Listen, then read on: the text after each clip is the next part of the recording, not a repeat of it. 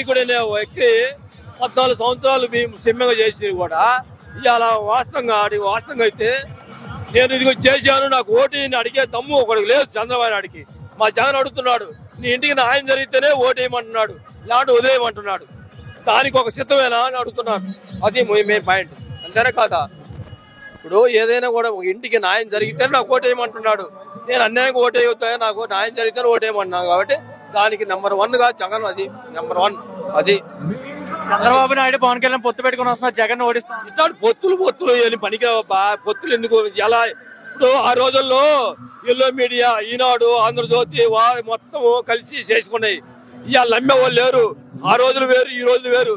ఇలా హరిచేతులు వైకుంఠం చూసుకుంటున్నాం, హరిచేతులు వైకుంఠం చూస్తున్నాం. ఇలా వాడు చూస్తే ఎవరు లేడు. ఇలా నమ్మకంగా అది ఇవాళ ఏంటంటే ఏది కూడా పద్ధతిగా పోతే పద్ధతి తప్పితే ఎంత పద్ధతి ఎంత ఏరుగా ఉందబ్బా. అది నా దేశం. బీజేపీ పొత్తుతో వస్తుంది అంటున్నారు. ఏ బీజేపీ అయినా వాడు వీళ్ళు కొమ్మక్కే. ఏది ఈ జగన్ వాళ్ళంత కొమ్మక్కయ్యి తెంగితే బాగా పోతారు చంద్రబాబు నాయుడు. నీకు తెలీదు. జగన్ వచ్చాక లంచాలు ఎక్కువైనా రాష్ట్రాన్ని లంచాలు తీసుకోకూడదు.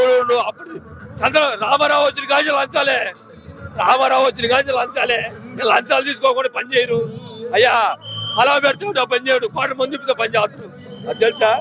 అది 175 ఎన్ని సీట్లు? 175 ఎన్ని సీట్లు వస్తాయి మనయా?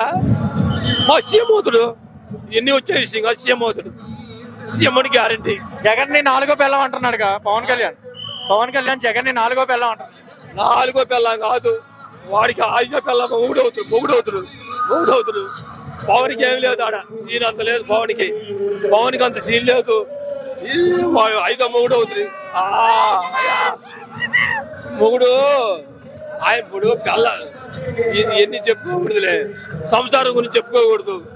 ఇప్పుడు సంసారం గురించి చెప్పుకుంటే 5వ మొగుడు 4వ మొగుడు కాదు. వాడు పోగు నాకు ఆడిపోతారు, నాకన్నా పోతారు.